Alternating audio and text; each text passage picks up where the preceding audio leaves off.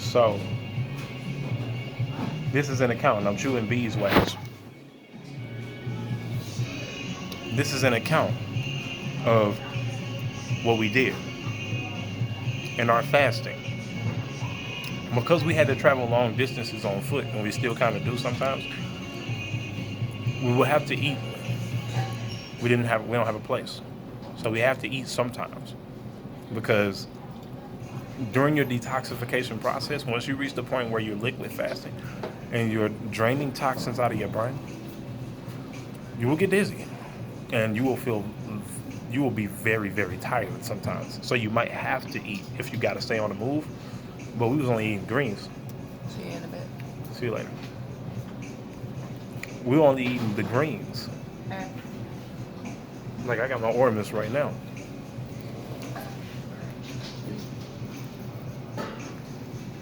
Thank you. What I'm saying is,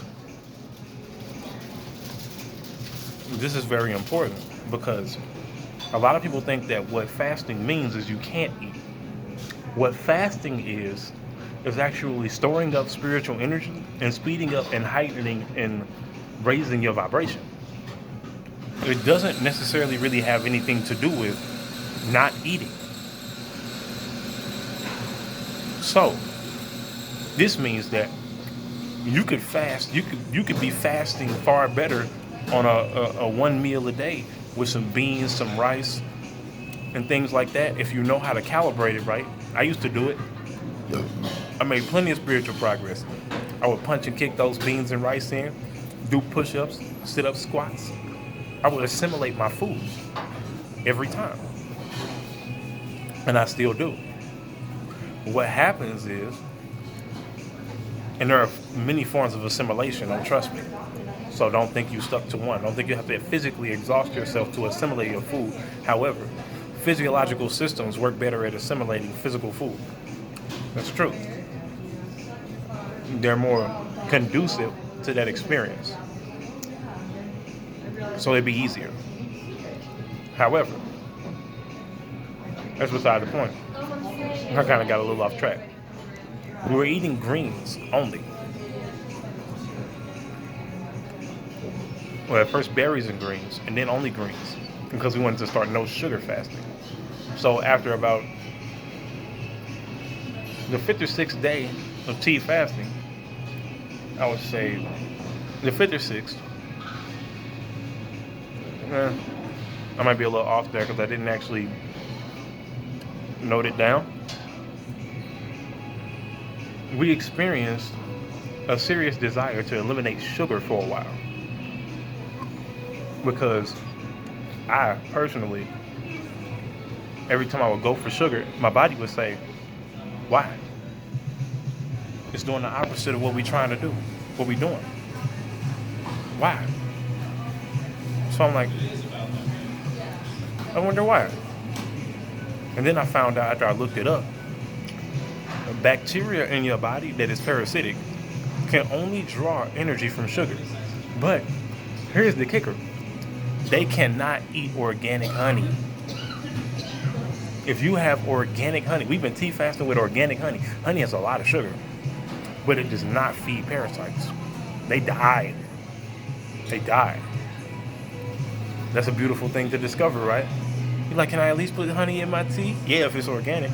If it's not, then no, because it's just sugar.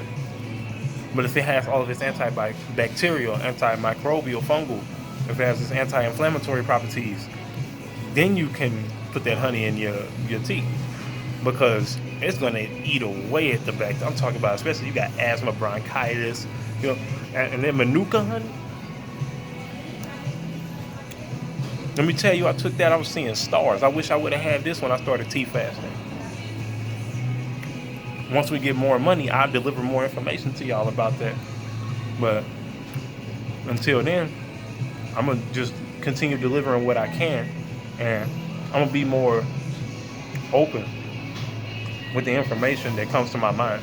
Because a lot of the things that I think about during the day, we usually moving around. We don't never get a chance to sit down, really. So by the time I sit down, I done pretty much forgot it. Or it went somewhere in the back of my mind, and then it comes back at a time where we're doing something again. So, because that's usually when things come to you anyway, is when you're doing something.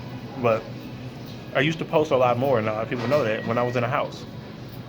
And now I know a lot more, but I don't have anywhere to post from.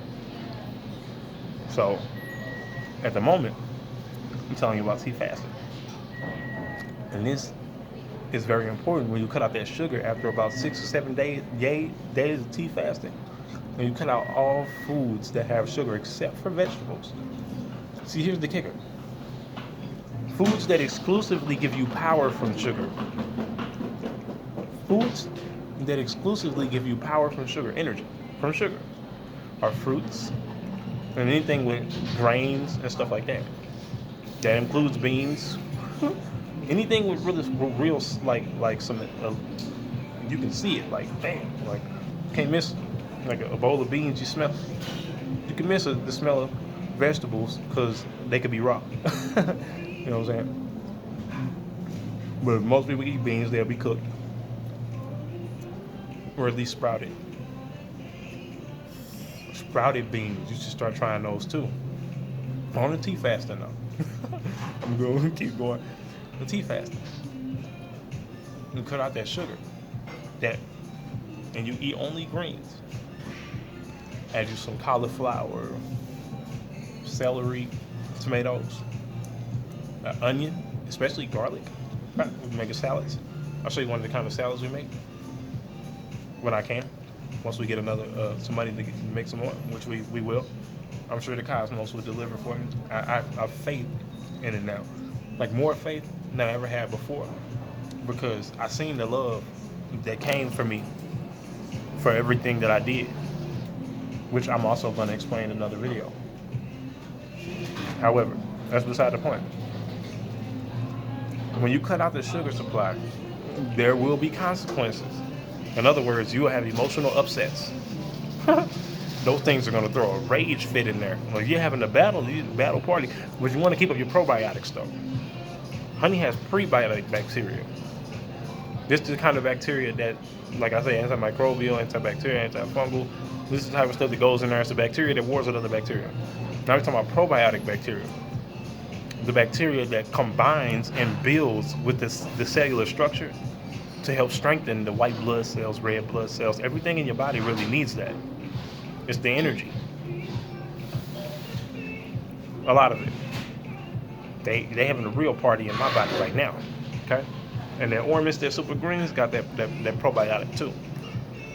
So that's important. But when you cut out that sugar, listen to me, you'll start to feel a little tired. So you might want to, on days where you do that, you might want to drink a kombucha if you can. You might need to consult your doctor if you're, pregnant or something like that. You got some kind of strange symptoms, but trust me, I done been near dead plenty of times. All kinds of situations. Drink kombucha ever since the beginning of that experience. I ain't dead yet. I'm way better, actually. So, now you want to get the lowest sugar content kombucha that you can find, because they have sugar in them. And unless you ferment the kombucha for about 6 to 8 moons, you know what I'm saying? So half a sun cycle, at least, the sugar will not be all the way consumed by the kombucha, most likely, the bacteria. So it will still have a residue of the energetic makeup on a physiological level. In other words, it will still have a little bit of unprocessed sugar in it. Sugar that has not been totally consumed by the element of the vitamin B12. That's important to get the lowest, or if you can avoid it, because we in a place where we kind of, everybody don't like us. Let's just put it like that. So we can't go to certain stores because this is a area where you can just pretty much just, I don't like it, and But anyways, Arizona is important. Because once you do that, you will see massive results. Try to get some kimchi or something like that, if you can, instead of kombucha. it will greatly benefit.